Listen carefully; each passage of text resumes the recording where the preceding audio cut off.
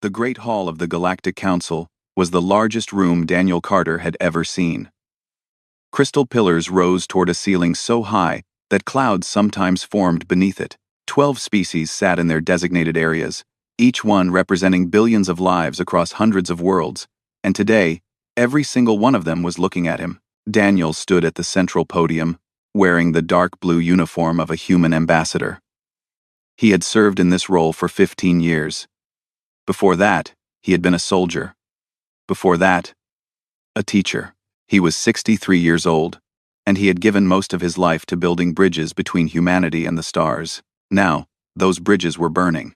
"The vote is complete," announced Arbiter Vorendal, a tall creature with silver skin and 4 arms.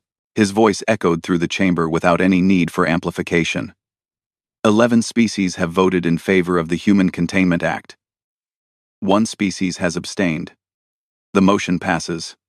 Daniel felt the words hit him like physical blows, but he did not let his face show it. He had learned long ago that aliens watched human expressions very carefully. They found humans difficult to read, and that made them nervous. The Human Containment Act, such a clean name for such an ugly thing. Under its terms, humanity would be forbidden from expanding beyond their current territory. Their military fleet would be cut in half. Every human colonist would be required to undergo psychological evaluation by council-approved doctors. Human ships would need special permits to travel through council space. The reasoning was simple. Humans were dangerous. Humans were aggressive. Humans were too emotional, too unpredictable, too willing to use violence. The galaxy would be safer if humans were controlled. Daniel looked around the chamber at the species who had just voted to cage his people. There were the Velnoxi, insect-like beings with beautiful wings that shimmered in the light. 20 years ago, an asteroid the size of a small moon had been heading straight for their homeworld. Human ships had intercepted it. Human engineers had designed the explosives that broke it apart. 300 human soldiers had died in that operation when their vessel was struck by debris. There were the Krethar, massive creatures that looked like bears made of stone. 50 years ago, a plague had swept through their colonies, killing millions. Human doctors had worked for 3 years to develop a cure.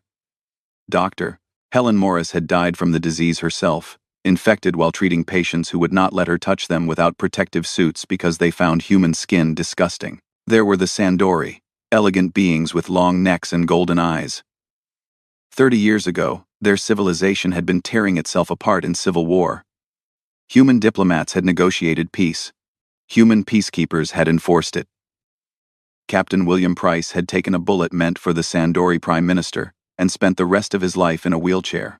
Every species in this room had a story like that. Every single one had been saved by humans at some point. And every single one had just voted to treat humanity like a dangerous animal that needed to be locked in a cage. Arbiter Vorendal turned his silver face toward Daniel. "Ambassador Carter, you may now make your final statement before the act takes effect."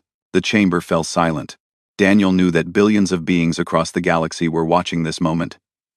Human news networks were broadcasting it live. Families were gathered around screens, waiting to hear what their ambassador would say. He thought about all the things he could say. He could list every sacrifice humanity had made. He could remind them of every battle humans had fought on their behalf. He could point out that humans had never once attacked a council species, that every act of human violence had been in defense of others. But what would be the point? They had already made their decision. They had looked at everything humanity had done for them and decided that humans were the threat. Daniel removed his ambassador's sash slowly. It was a simple piece of cloth, blue with gold trim, but it represented a century of work, a century of humans trying to prove they belonged among the stars. He folded it neatly and placed it on the podium. "We understand," he said. That was all. 2 words. Then he turned and walked toward the exit. His footsteps echoed in the massive chamber. No one spoke. No one tried to stop him. Outside the council hall, his aide was waiting. Kevin Marsh was a young man, only 28, with red hair and freckles. His eyes were wet. "Sir, what do we do now?" Kevin asked. "We go home," Daniel said simply. "All of us." The order went out within the hour. It was not an angry command or a declaration of war.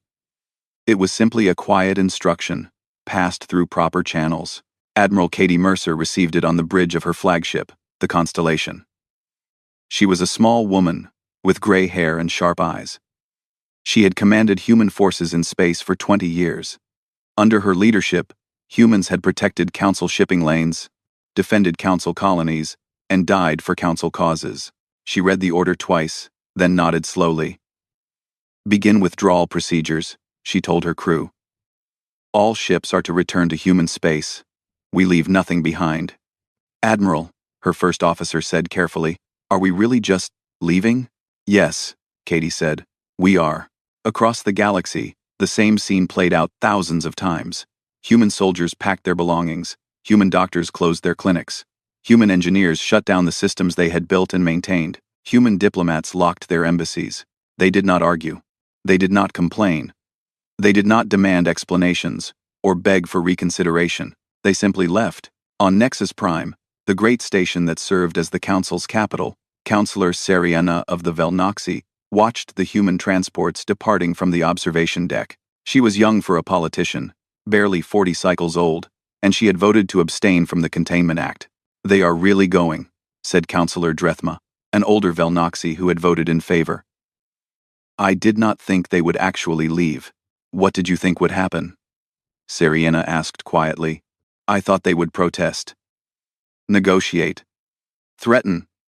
Perhaps." He waved a limb dismissively. "That is what humans do. They are emotional. They fight. They are not fighting now." "No," Drethma agreed. He sounded almost disappointed. "They are not." The last human ship departed Nexus Prime at midnight, station time. Admiral Mercer released a single statement.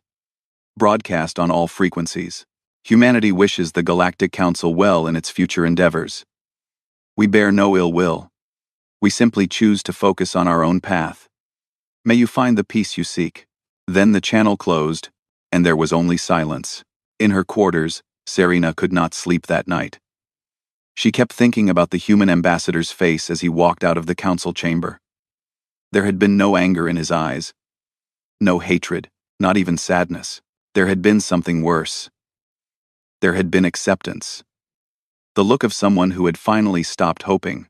She wondered, in the darkness, if they had just made a terrible mistake. But outside her window, the stars were quiet, and no one answered her question. 6 months after the humans left, the galaxy began to remember why it had needed them. The first sign of trouble came from the outer rim. For decades, the Zolvani hegemony had lurked at the edges of council space, like wolves waiting outside a campfire's light. They were a warrior species, tall and scaled, with a culture built entirely on conquest. The only reason they had never attacked the council was simple. Human patrol ships guarded the border. Now those ships were gone. The Zolvani struck the Velnoxy first. 3 trading vessels disappeared in a single week. When a Velnoxy patrol went to investigate, they found nothing but wreckage and frozen bodies drifting in the void. Councillor Drethma demanded action in the council chamber. "We must send a fleet to protect our shipping lanes," he shouted, his wings beating with agitation. "The Zolvani are testing us. We must show strength." "In for one," Arbiter Vorendal agreed. The problem was finding strength to show. The Council had always relied on human commanders to lead their combined fleets. Human tactical officers had trained on their homeworld in something called war colleges, institutions dedicated entirely to the study of combat. Other species found this disturbing, evidence of humanity's violent nature, but they had also found it useful when battles needed to be won. Now there were no human commanders. The Krethar volunteered to lead the defense fleet. They were large and brave, and they had many ships. What they did not have was any idea how to use them. The Battle of Varus Station lasted 4 hours. 12 Krethar vessels were destroyed. The Zolvani lost 2. The remaining council ships retreated in chaos, their commanders unable to coordinate their movements or adapt to enemy tactics. When the news reached Nexus Prime, the council chamber fell into stunned silence. "How is this possible?" asked a Sandori representative. "We outnumbered them 3-1. Numbers do not win battles," Vorendal said quietly. He was reading a report on his display, and his silver face had grown pale. The humans tried to tell us this many times. We did not listen. Far away from the outer rim, on a peaceful Sandori colony world, a different kind of disaster was unfolding. Dr. Laura Finch had spent 5 years working on a cure for Sandori neural decay, a terrible disease that slowly destroyed the brain over many months. She had been close to a breakthrough when the withdrawal order came.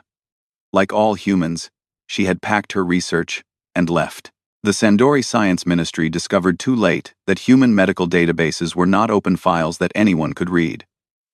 They were protected by encryption systems that would take decades to break. And the physical samples Dr.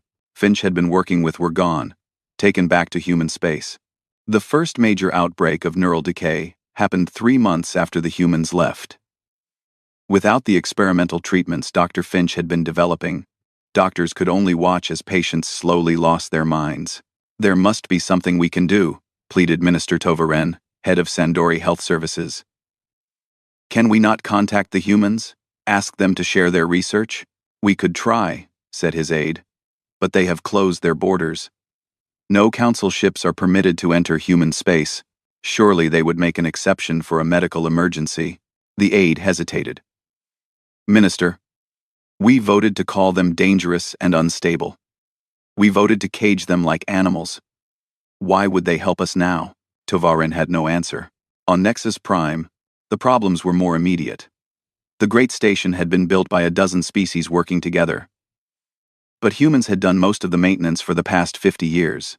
They had a gift for keeping complex systems running, for finding problems before they became disasters, for fixing things that other species did not even know were broken. Chief Engineer Vossiskel discovered this the hard way, when the water recycling system failed for the second time in a month.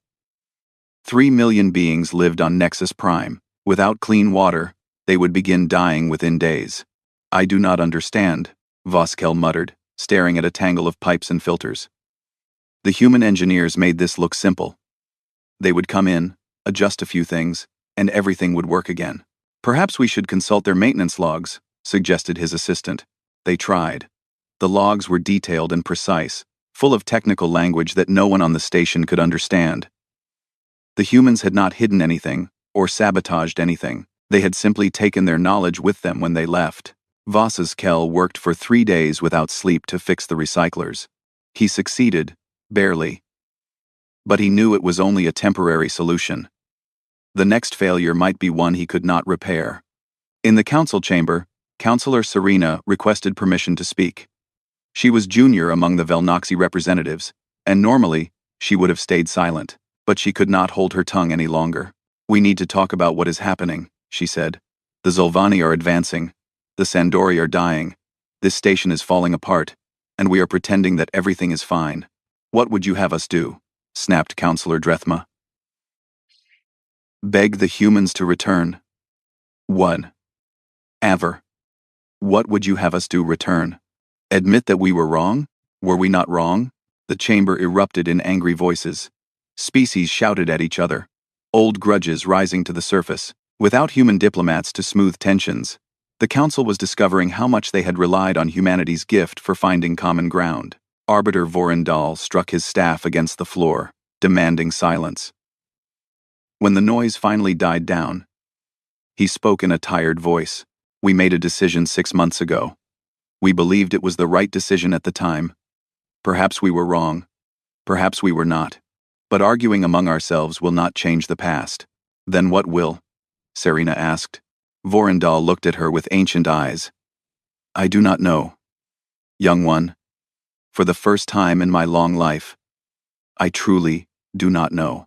That night, Serena walked through the lower levels of Nexus Prime, areas that most council members never visited. She found herself in a corridor that had once been the human quarter, where embassy staff and military personnel had lived during their postings. The halls were empty now. The rooms had been cleaned out. But on one wall, someone had left behind a small photograph in a frame. It showed a group of human soldiers, smiling and waving at the camera. They were standing in front of a banner that read, "Happy Birthday, Lieutenant Davis." Serena did not know who Lieutenant Davis was. She did not know if he was alive or dead, or where he was now. But looking at that photograph, she saw something that she had never really noticed before. The humans in the picture looked happy. They looked like friends.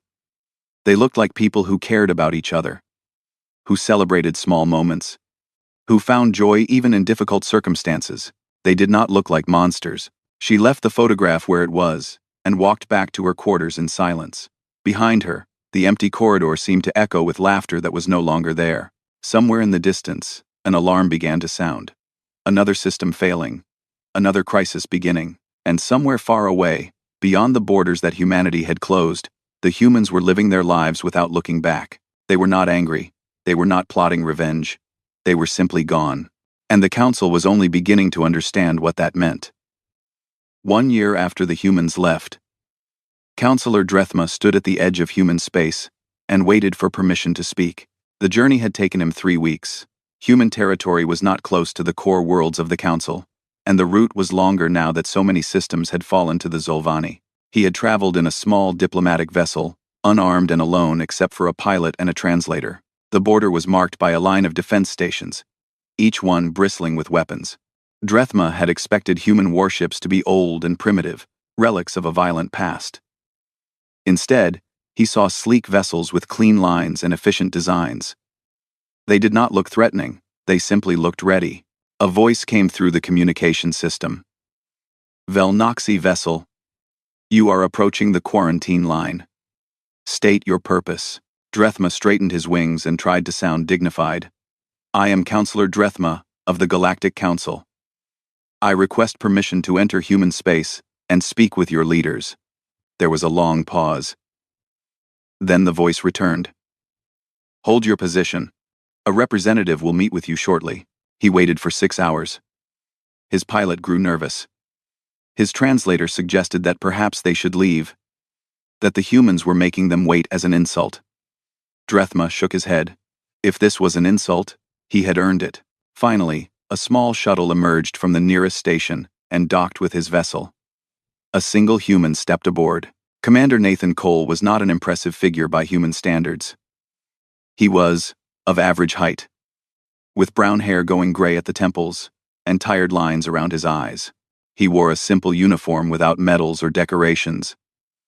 When he sat down across from Drethma, his posture was relaxed, almost casual.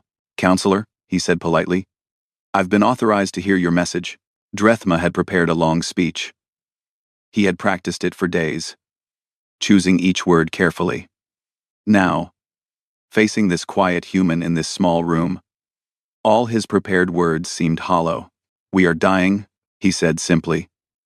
The Zolvani have taken 3 of our colony worlds. The Krethar have lost half their fleet. The Sandori plague has killed 500,000 people and continues to spread. Nexus Prime is falling apart. We need your help. Nathan listened without expression. When Drethma finished, he nodded slowly. I'm sorry to hear that, he said, and he sounded like he meant it. Then you will help us? No. The word hung in the air. Drethma felt his wings twitch with frustration. We are offering to rescind the Containment Act, he said. We will restore full rights to humanity. We will apologize publicly. We will give you whatever you want. That's generous, Nathan said. But the answer is still no. Why? The question came out louder than Drethma intended. We are admitting we were wrong. We are asking for forgiveness. What more do you want from us? Nathan was quiet for a moment. When he spoke, his voice was gentle, almost sad. Counselor, let me tell you a story. When I was young, there was a boy in my neighborhood who used to beat me up every day after school. One day, my father saw what was happening and asked me why I kept walking home the same way, knowing the boy would be there. I said I kept hoping he would stop, that if I was nice enough, patient enough, he would finally see that I wasn't his enemy. He paused.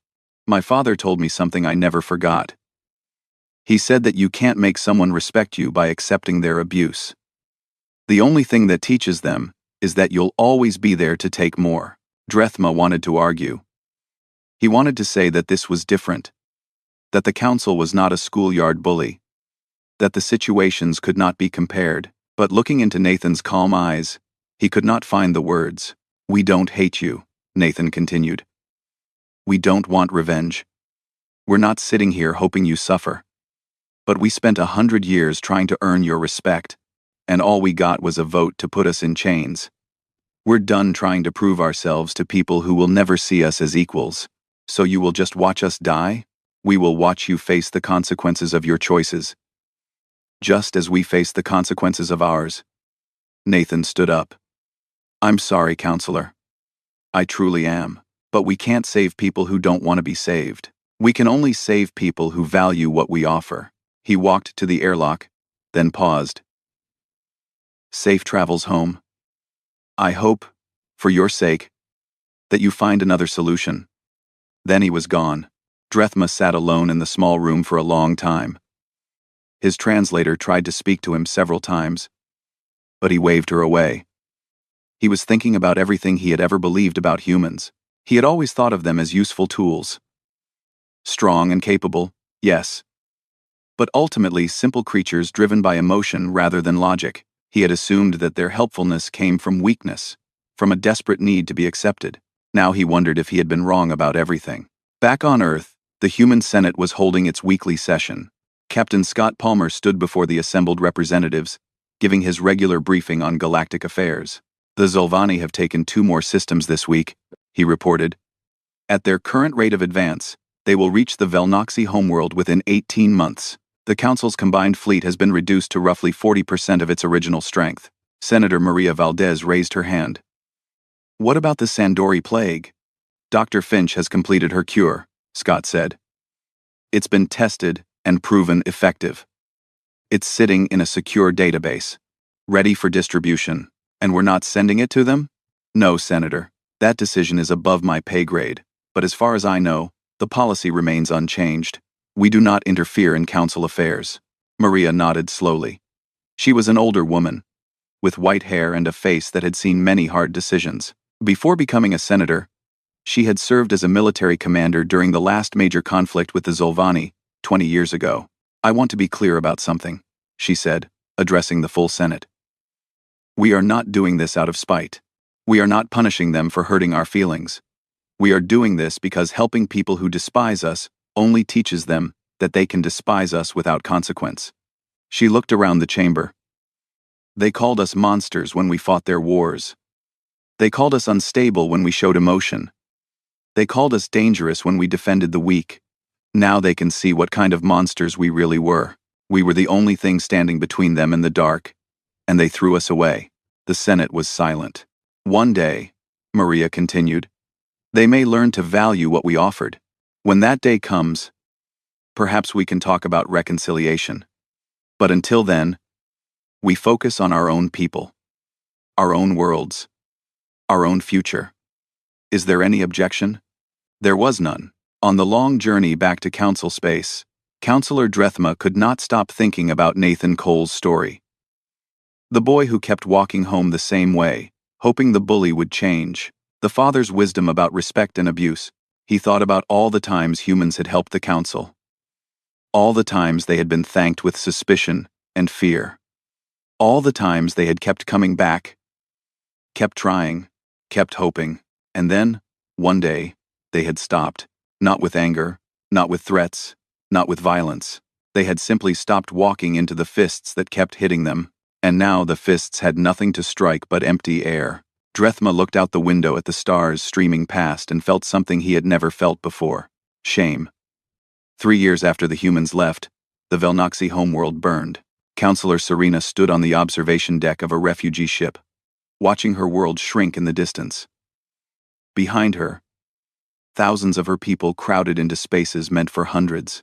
Children cried for parents they would never see again.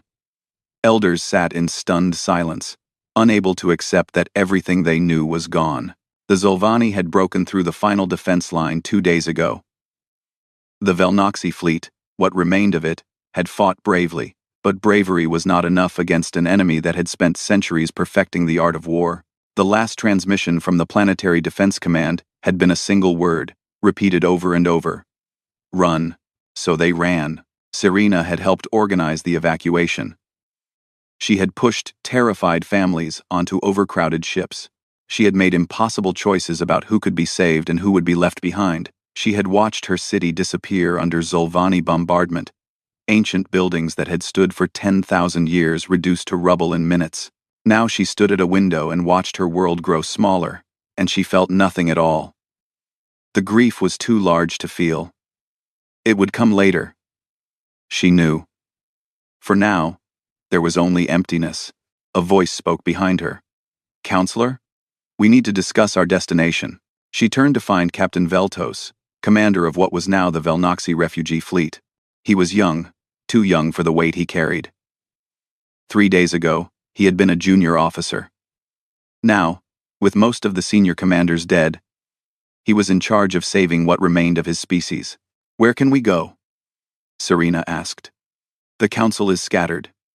Nexus Prime has fallen. The Krethor are fighting for their own survival." Veltos hesitated. "There is one option. The humans are accepting refugees." Serena felt something stir in her chest. Hope, perhaps. Or maybe just desperation wearing a mask. They would take us? They are taking everyone who asks. The Morvani, the Seleth, even some Krethor civilians. They are giving them worlds on the outer edges of human space. Food, shelter, medical care. He paused. They are not making them citizens. They are not offering membership in their society. But they are keeping them alive. Why would they do that? I do not know. Perhaps they still feel some obligation to the species they once protected. Perhaps they simply cannot watch people die when they have the power to save them. Veltos looked at her with tired eyes. Does the reason matter? Well, Serena thought about that. 3 years ago, she had abstained from the vote on the Human Containment Act. She had been the only one. At the time, her colleagues had mocked her caution. Now, most of those colleagues were dead. "Set course for human space," she said.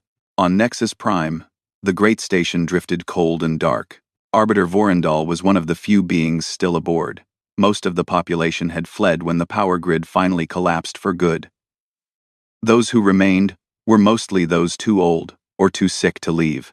Vorendal walked through empty corridors that had once been filled with the sounds of 1,000 species. His footsteps echoed in the silence.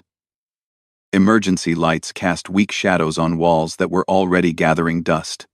He made his way to the historical archive, a room he had avoided for 3 years. Now, with nothing left to lose, he finally found the courage to face it. The archive still had power. Its own backup generators had been installed by human engineers, designed to last for centuries. Vorendal sat at a terminal and began to search. He found footage of the asteroid crisis, when human ships had saved the Velnoxy homeworld. He watched a young human captain give orders calmly as debris struck his vessel, killing half his crew.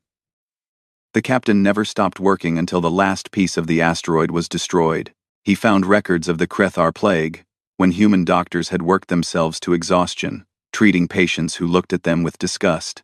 He saw Dr. Helen Morris coughing blood, refusing to leave her post even as the disease killed her. He found diplomatic transcripts from the Sandori Civil War, when human mediators had spent months shuttling between factions that wanted to kill each other.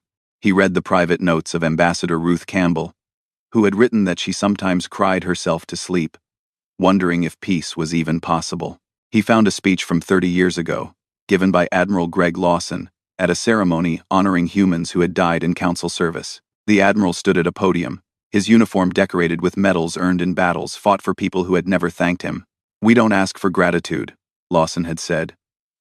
"We understand that we are newcomers to this galaxy. We know that our ways seem strange, our emotions excessive, our methods too direct. We accept that we must prove ourselves, again and again, before we can truly belong." Vorendal watched the old human pause, looking out at an audience of alien faces. "We only ask that you remember we are your friends. We are here because we believe in something larger than ourselves. We are here because we think the galaxy is better when species work together instead of apart. We are here because we hope." The recording ended. Vorendal sat in the darkness, tears streaming down his silver face. They had hoped, that was all. They had hoped that if they kept trying, kept sacrificing, kept giving, eventually the galaxy would see them as friends instead of threats, and the galaxy had answered that hope with chains. Vorendal activated the broadcast system. His voice went out on all frequencies, traveling at the speed of light toward every corner of the galaxy, including the quiet borders of human space. This is Arbiter Vorendal, last representative of the Galactic Council. I speak these words knowing they may be my final message. He paused, gathering his thoughts. To the humans who once called us friends. We were fools. We took your kindness for weakness. We mistook your patience for submission. We saw your willingness to help as proof that you needed our approval. We were wrong about all of it. He looked at the frozen image of Admiral Lawson on the screen. You were never our servants. You were our shield. You stood between us and the darkness, asking nothing in return except to be treated with basic dignity. We could not even give you that. His voice broke slightly. I do not ask for forgiveness. I do not ask for rescue. I only ask that you remember us, not as we were in our arrogance, but as we should have been. Remember that some of us understood, too late, what you truly meant to us. He reached for the controls to end the broadcast. To Counselor Serena, wherever you are. You were right. You were always right. I am sorry I did not listen. The transmission ended. Vorendal sat alone in the archive, surrounded by records of a century of human sacrifice. The station groaned around him as another system failed somewhere in the darkness. He did not move to fix it. There was nothing left to fix. Far away, on a refugee ship approaching human space, Serena heard the broadcast through the communications system. She listened to every word, and when it was over, she closed her eyes. I forgive you, she whispered to the empty air. I forgive all of us. But forgiveness could not bring back the dead. It could not restore the fallen worlds. It could not undo the chains they had tried to place on the only species that had ever truly wanted to help them. All forgiveness could do was acknowledge the truth, and the truth was simple. They had been given everything, and they had thrown it away. Now there was nothing left but consequences. 5 years after the humans left, the galaxy was silent. The Galactic Council no longer existed. Its member species were scattered, conquered, or dead. The Zolvani hegemony controlled most of known space. But their empire was already rotting from within. They were warriors, not builders. They knew how to destroy, not how to create. The worlds they conquered fell into poverty and chaos. On Nexus Prime, the great station drifted in darkness. Its corridors were empty. Its systems were dead. Only one thing still functioned. A single message, playing on a loop, broadcast by Arbiter Vorendal before he died. Let this station stand as a monument to our arrogance. The humans did not destroy us. We destroyed ourselves. They simply stopped saving us from our own folly. The message played into the void, heard by no one. But beyond the ruins of Council space, behind the quarantine line that humanity had established, the story was very different. Admiral Derek Santos stood on the bridge of the exploration vessel Horizon and looked out at stars no one had ever seen before. Behind him, a fleet of 12 ships waited for his command. Scientists, engineers, diplomats, soldiers. All of them volunteers. All of them looking for new frontiers. Jump coordinates confirmed, Admiral, his navigator reported. We are ready to proceed into unexplored space. Derek nodded slowly. He was 45 years old, with dark skin and gray temples. He had spent the first half of his career fighting other people's wars. Now he was leading humanity's first true exploration mission in decades. What do you think we'll find out there? Asked his first officer, a young woman named Christine Park. I don't know, Derek said honestly. Maybe nothing. Maybe other species. New civilizations. New problems. He smiled slightly. Maybe friends. Friends, Christine repeated. That's optimistic. We've always been optimistic. That was our mistake with the Council. We kept hoping they would learn to see us as partners instead of tools. He paused. Maybe out there, we'll find someone who can see us clearly from the start. He gave the order, and the fleet jumped into the unknown. Back on Earth, a memorial was being dedicated. It stood in a park in the city of Chicago. A simple wall of black stone with names carved into its surface. Thousands of names. Humans who had died in service to the Galactic Council over the past century. Soldiers and doctors and engineers and diplomats, Young and old, famous and forgotten, Ambassador Daniel Carter stood at the podium, looking out at the crowd. He was 73 now, his hair white, and his face lined with age. He had retired from public service after the withdrawal, but he had been asked to speak at this dedication, and he could not refuse. "I knew many of the people whose names are on this wall," he began. "I served with some of them. I buried others. Each one of them believed in something bigger than themselves. Each one of them died, hoping that their sacrifice would mean something." He paused, looking at the stone. "For a long time, I thought their sacrifices had been wasted. We gave everything we had, and we were rewarded with suspicion and contempt. It would be easy to say that all those deaths were for nothing." He shook his head slowly. "But I don't believe that anymore. I believe that every act of kindness matters, even if it isn't appreciated. I believe that every sacrifice has value, even if no one says thank you. I believe that what we did for the galaxy was not about them at all. It was about us. It was about who we wanted to be." He looked up at the crowd. "We didn't leave because we hated them. We left because we finally loved ourselves enough to stop begging for respect we had already earned. History will remember the silence with which we walked away, but let history also remember why. Let it remember that we tried, that we cared, that for 100 years, we offered our hands in friendship to anyone who would take them." He stepped back from the podium. "And let history remember this. We would do it all again. Not for gratitude, not for reward, but because helping others is who we are." The council could not understand that. Perhaps someday, someone will. In the crowd, a woman stood quietly, listening. Dr. Laura Finch was 60 now, her brown hair streaked with gray.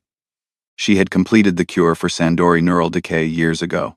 It still sat in a secure database, tested and proven, ready for distribution. Sometimes, late at night, she thought about sending it. The Sandori were dying. The cure could save them. Every day she waited. More lives were lost. But every time she reached for the controls, she remembered something. She remembered the Sandori Health Ministry official who had told her that human doctors could not be trusted with Sandori patients. She remembered the council member who had suggested that human medical research should be monitored for safety concerns. She remembered the vote that had called her species unstable and dangerous. The cure would wait. Maybe forever. Maybe until someone asked for it. Until someone earned it. She walked away from the memorial without speaking to anyone. On the outer edges of human space, the refugee worlds were thriving. Counselor Serena had been living on New Haven for 2 years now. It was a beautiful world, green and peaceful, with oceans that sparkled under a warm yellow sun. The humans had given it to the Velnoxy refugees, without asking for anything in return. Serena spent her days teaching young Velnoxy about their history, not the official history, with its convenient lies and comfortable myths. The real history, the history of human sacrifice and alien ingratitude. The history of kindness rejected and trust betrayed. Some of her students asked why the humans still help them, even after everything. "Because they are better than we were," she answered honestly. "Because they can look at suffering and feel moved to help, even when the suffering people have hurt them. We called that weakness. We were wrong. It is the greatest strength in the galaxy." On a colony ship bound for the outer territories, a little girl sat with her father, looking out at the stars. Her name was Emma. She was 7 years old, with dark hair and curious eyes. Her father, Tim Bradley, had served in the old days, when humanity still answered the Council's calls for help. He had scars from battles fought for species who had never thanked him. "Daddy," Emma said, "did we really used to help the aliens?" Tim was quiet for a moment. He thought about all the things he could say. He could tell her about the friends he had lost, the worlds he had seen, the gratitude that never came. "We did, sweetheart," he said finally. "We helped them for a long time. Why did we stop? Because they asked us to." He put his arm around her. "They didn't want our help anymore. So we left." "Were you sad?" Tim considered the question. "At first, yes. Very sad. We had worked so hard to make friends, and it felt like we had failed. But then I realized something." "What?" We didn't fail. We did everything we could. We were good and kind and brave. The failure wasn't ours. It was theirs. They couldn't see what we were offering them. And you can't force someone to see something they don't want to see. Emma thought about this. So what do we do now? Tim looked out at the stars stretching before them. Somewhere, out there, beyond everything they knew, new possibilities waited. Now we find new friends, he said. Better friends. People who will see us for who we really are. And who are we, Daddy? Tim smiled. We're humans, sweetheart. We're people who help. It's what we do. And someday, we'll find someone who understands what that means. The ship sailed on, carrying them toward the unknown. Behind them, the ruins of Council Space drifted in silence. Conquered worlds and empty stations, and monuments to arrogance. The ghosts of a civilization that had been given everything and thrown it all away, and somewhere in that silence, a message still played. Vorendal's final words, echoing through the void. They simply stopped saving us from our own folly. The galaxy had asked for silence, and silence was what it received. But beyond the quarantine line, humanity was not silent. Humanity was laughing and crying and loving and hoping. Humanity was exploring new frontiers and building new dreams. Humanity was doing what it had always done, looking for friends, offering hands, believing that tomorrow could be better than today. They had learned a painful lesson about the cost of kindness. They had discovered that some gifts are never valued until they are gone, but they had not stopped being kind. That was the truth the Council never understood. You could reject humanity. You could insult them and fear them and try to cage them. You could throw away their friendship and mock their sacrifices, but you could never make them stop caring. You could only make them care about someone else. And in the end, that was the price the Council paid. Not war, not revenge, not destruction, just absence. Just silence. Just the cold realization that the warmth they had taken for granted would never return. The humans had walked away, and the galaxy had learned, too late, what that silence truly cost.